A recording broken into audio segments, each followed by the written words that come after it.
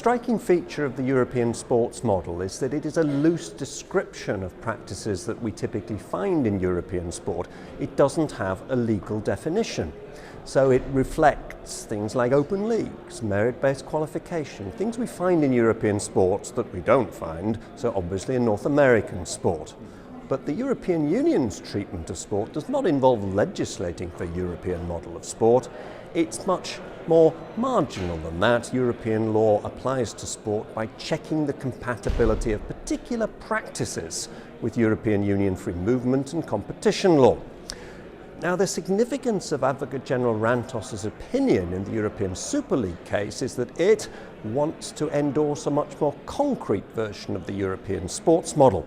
He wants to read from Article 101, Article 102 and Article 165 a constitutionally recognised European sports model which has specific features which he lists in paragraphs 30 and 31 of his opinion.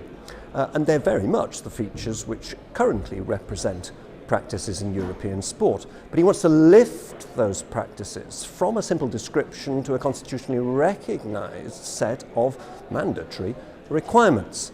That surprises me. That seems to me to do more in the interpretation of EU primary law than is justified from the relatively ambiguous terms of those relevant treaty provisions, and which also wants to do more than the court's existing case law would dictate. So Advocate General Rantos is proposing a much firmer, concrete, more legally significant version of the European sports model than exists at present.